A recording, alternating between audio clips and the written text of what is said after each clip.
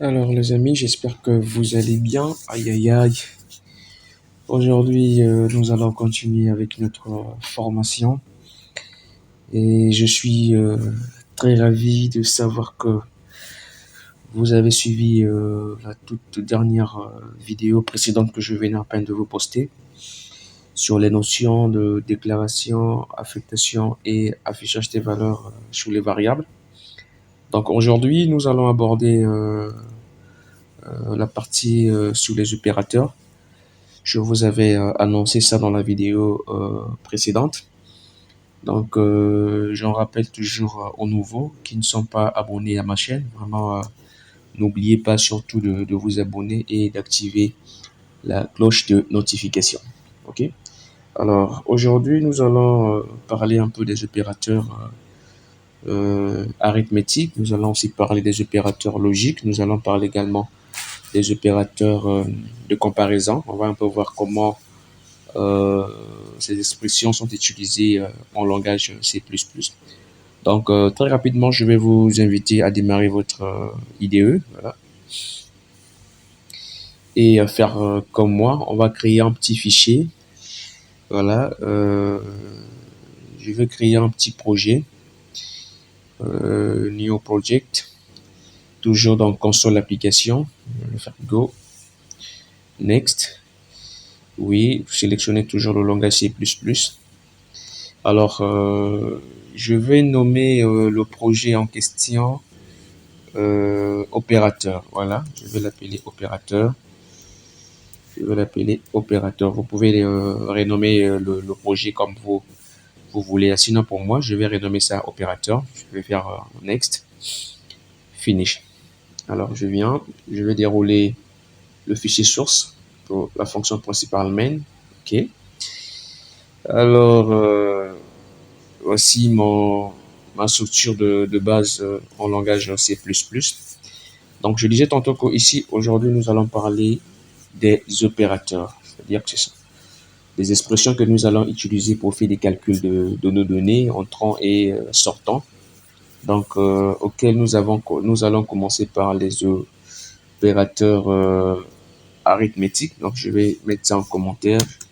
Voilà. Je vais dire juste les opérateurs en C++. Voilà.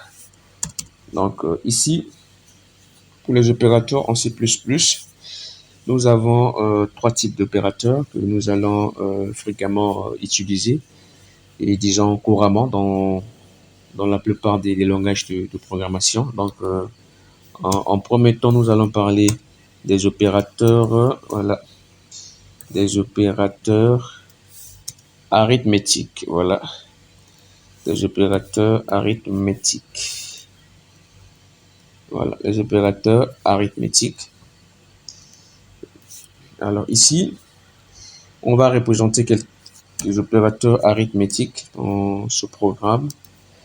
Alors, les opérateurs arithmétiques sont vraiment beaucoup connus, même que ce soit en algorithme, voilà, ce sont les mêmes que nous allons ici utiliser. Donc, par exemple, la somme, voilà, la somme. La somme est représentée ou bien en C++ par le plus. Ok. Donc, à chaque fois que vous allez faire la somme de deux variables, exemple A plus B, voilà, vous allez juste utiliser cette expression en utilisant le signe plus. Ok, ça sera pour la somme. Il y a aussi le produit, voilà, le produit, ah, excusez-moi, le produit, et le produit, ça sera astérisque, voilà. Dans la plupart des langages de programmation, le produit, c'est pas le X, il est représenté par astérisque. Exemple, je dis A fois B, voilà, comme ça. Et en dehors du produit, nous avons aussi la différence, voilà. Nous avons aussi la différence ou la soustraction, voilà, je peux appeler ça la soustraction, voilà. La soustraction, voilà, elle est représentée par un tiré de 6, voilà, il est là, moins. Exemple, je peux prendre A moins B. Voilà, c'est la soustraction de deux valeurs. Et nous avons aussi la division. Voilà, la division. La division, elle est représentée par un... oh là là. Elle est représentée par un slash. Voilà, comme ça. Donc, exemple A divisé par B. Voilà. Très souvent, cette valeur va vous renvoyer en type soit float, voilà. Ça peut renvoyer en float, pourquoi pas aussi en double, voilà. Donc si vous les déclarez, il faut toujours les déclarer comme étant en flottant ou bien comme une variable double, ok. Alors il y a aussi le reste de la division, le modulo, voilà. Reste de la division ou le modulo. Reste de la division, voilà. Reste de la division ou encore le modulo, voilà. On peut l'appeler aussi le modulo. Et elle est représentée par pourcentage, oui. Voilà, pourcentage. Exemple, le reste de la division de A, voilà, sur B. Exemple, je peux dire ici que si on divise par exemple A pour la valeur 5, si on fait 5, donc le reste de la division de 5 sur, bon, disons de 3, ok, sur 2. Voilà, si vous faites la division de 3 sur 2, il va vous rester 1, voilà, parce que les deux personnes, chacun d'eux aura 1 et il y aura le reste, il y aura 1 qui va rester. Donc, c'est cette expression que vous allez utiliser pour représenter le reste de la division, ok? Donc, là, voici quelques opérateurs arithmétiques que vous pouvez rencontrer lors des calculs que vous pouvez faire dans vos programmes, ok? Il y a aussi l'exposant. Oui, il y a aussi l'exposant. Je crois pas si je ne sais pas si avec mon clavier j'aurai ça. C'est l'action circonflexe là, voilà, que vous mettez sur les E et tout comme ça. Voilà. Je sais pas, j'ai un clavier anglais, du coup mettre ça en français, je veux pas vraiment le faire, mais bon, donc vous allez vous demander à trouver ça. Ouais, c'est bon, j'ai trouvé ça. C'est voilà, je crois bien, exposant. Voilà, l'exposant. Elle est représentée par ce symbole-là. Attendez, je vais voir. Voilà, ce symbole-là. Donc, exemple euh, A, exposant B. Ici, c'est le cas si les deux ont des valeurs. Je peux faire 3 exposant 2. Voilà, il va donner une valeur 9. Voilà. Donc, c'est aussi bon aussi de connaître ça aussi. Et pour les opérateurs arithmétiques, voilà, vous allez retenir un peu ça. Et n'oubliez pas aussi de jeter un coup d'œil sur la documentation que vous pouvez trouver disponible sur Open Classroom. Vous pouvez aussi avoir aussi plus d'informations sur les opérateurs arithmétiques. Alors, il y a aussi des opérateurs, on va prendre aussi deux, excusez-moi, deux, on va prendre les opérateurs logiques, voilà. Opérateur logique, excusez, opérateur logique, opérateur logique, opérateur logique. Alors, sur les opérateurs logiques, voilà, vous connaissez déjà, c'est là où vous allez avoir des expressions auxquelles vous allez décrire une logique, ok? Et très souvent, pour les opérateurs logiques, vous allez beaucoup plus utiliser des conditions là-dessus, voilà. Vous allez utiliser, voici, peut-être A inférieur à B, ou, voilà, ou bien encore et. Donc, il y en a plusieurs. Donc, les opérateurs logiques, nous avons le et logique, ok? Nous avons le et logique. Et là, nous avons le et logique. Pour faire représenter ça comme ça, voilà, le et logique. Ici, le et logique est représenté en C++ par le double E commercial, voilà, comme ça. Voilà. Exemple, je peux prendre A et B, voilà, comme ça. A et B, voilà. Là, je viens de représenter l'expression, comment vous allez écrire ça, donc A et B. Il y a aussi l'opérateur logique euh,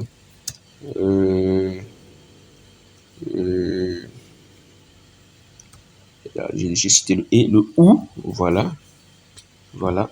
Donc le ou logique, il y a aussi le ou logique qui est représenté par deux pipes, voilà, comme ça. Voilà, donc c'est le ou. Donc exemple, je peux faire ici A ou B, voilà. Donc ici, ça sera aussi dans une structure conditionnelle. Donc on choisira une valeur entre les deux. Donc on peut choisir A, voilà, ou B, voilà. Je peux prendre l'expression comme ça, voilà. A égale, par exemple, à 1, voilà, voilà, ou B, non, ou A, voilà, c'est même ça, ou A égale à 3, voilà. Donc ici, je peux faire ça, voilà, A égale à 2 ou A égale à 3. Mais dans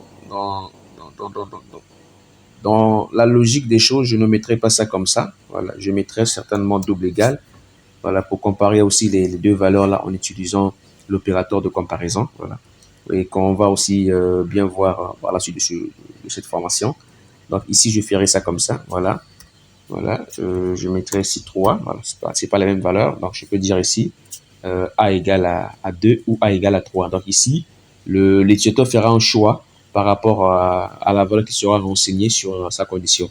Il dit, bah, si A égale à 2, c'est bon, tu peux rentrer. Bon, ou si c'est égal à 3, bon, tu fais tu exécutes la même instruction. Donc c'est ce que ça veut dire. Alors donc nous avons le et le ou pour les opérateurs logiques. Donc très souvent vous allez utiliser ça avec des conditions comme je vous ai dit tout à l'heure. Donc ce sont ces deux opérations là que vous allez beaucoup plus utiliser. Alors nous avons aussi des opérateurs de, de comparaison, ok.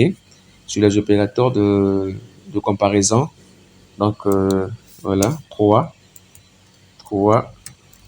tiré, voilà, opérateur de comparaison, voilà. Et sous les opérateurs de comparaison, nous allons citer par exemple supérieur, voilà, supérieur, excusez-moi, supérieur à, ok. Et le supérieur à, donc on va aussi mettre l'expression supérieur, voilà, supérieur. Exemple, je peux dire ici A est supérieur à B, voilà. Nous avons aussi l'expression supérieur ou égal à, voilà, je peux mettre juste sup ou égal, voilà, supérieur ou égal à, ok. Donc l'expression sera représentée comment? Ça serait comme ça, donc on aura A, ok, supérieur ou égal. Donc on met supérieur après on l'ajuste avec égal ou égal à B, ok. Alors là, on va encore ajouter l'opérateur de comparaison auquel on va comparer au niveau de l'infériorité. Donc on aura inférieur, voilà, inférieur à, ok. Et l'expression que vous allez utiliser ici, c'est aussi ce symbole-là inférieur. Donc par exemple, B ou bien bon, A est inférieur à B. C'est comme ça que vous allez représenter ça. Et si on voulait aussi faire la même chose pour inférieur ou égal, donc je peux mettre inf ou égal, voilà, ou égal à. Ici, je mettrai comment? Bah, c'est la même chose, donc je ferai A, ok, inférieur ou égal à B. Voilà. Alors, je continue. Il y a aussi l'opérateur de comparaison auquel on veut comparer une valeur reçue. Voilà, si c'est exactement ça. C'est l'opérateur d'égalité. Voilà, on va appeler ça égal à. Voilà.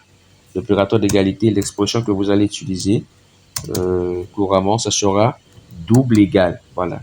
Exemple ici, A égal à B. Ceci est différent de l'affectation. Quand vous faites A égale à B, ça veut dire que vous donnez la valeur de A à B. OK? Exemple, si j'ai ici A égale à 5 et je dis A égale à B, alors sachez que quand vous allez vouloir accéder à la valeur de B, vous allez retrouver 5 parce que là, nous avons donné une affectation OK? Donc, B, qu'est-ce qu'il va faire? Non, je vais faire ça. B, voilà, égale à A, voilà.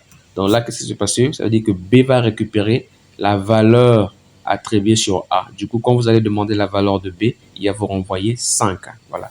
Donc, évitez vraiment cela, sinon, ça va vraiment vous créer des problèmes. Donc, il y a vraiment une nuance entre l'opérateur de comparaison en égalité et d'affectation. Donc, ceci, c'est une affectation. Par contre, double égalité, c'est juste pour attribuer l'opérateur d'égalité. Ok, merci. Et il y a aussi euh, l'opérateur de comparaison qu'on va dire différent de. Voilà, différent de. Voilà, différent de. Voilà, différent de. Voilà. Comment on va représenter cette expression?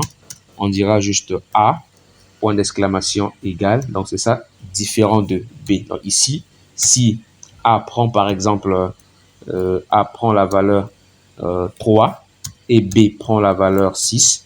Et là, si on veut comparer en termes de valeur, on dira simplement A ici est différent de B. Et là, carrément, le compilateur, si il essaie de tester, il voit les valeurs, il va vous renvoyer tout parce qu'il sait que la valeur qu'a reçu A n'est pas égale à la valeur qu'a reçu B. Et du coup, il va renvoyer true. Alors, il va vous renvoyer false si les deux valeurs sont égaux. Voilà. Donc, vraiment, n'oubliez pas cela à méditer et à beaucoup travailler sur ça. Donc, je vais essayer un peu de faire un petit exercice auquel nous allons attribuer des valeurs, en déclarer des variables, attribuer des valeurs à ces variables-là, et nous allons essayer un peu de nous exercer sur les opérateurs arithmétiques. Mais je ne vais pas tout de suite aborder les opérateurs de logique et de comparaison parce que ça va demander une partie très importante qui n'est que sur les conditions. Ok? Donc, on va voir un peu la structure conditionnelle sur cette partie avant de commencer à implémenter nos opérateurs logiques et de comparaison. Donc, vraiment, méditez bien cela parce que quand nous allons commencer à travailler sur des petits programmes, sur des petits les algorithmes que nous allons transcrire, que cette notion reste vraiment gravée en vous. Vous allez savoir à quel moment utiliser tel opérateur, à quel moment utiliser telle expression pour représenter tel opérateur. Ok? Donc, je vous invite vraiment à beaucoup prendre note sur ça, à méditer sur ça. Ça va vraiment vous servir dans la suite de notre formation. Alors, sur ce, je vous dis à très bientôt. En tout cas, n'oubliez pas de vous abonner et d'activer la cloche de notification. Partagez un maximum, les amis. Aïe, aïe, aïe, je vous sens pas. Partagez en maximum cette formation pour vraiment acquérir encore beaucoup de gens à la plateforme. Ça nous ferait vraiment du bien pour les vidéos à venir que je suis, pour les formations à venir que je suis en train de préparer pour vous. En tout cas, pour ça, je vous dis ciao, ciao, à la prochaine. Merci.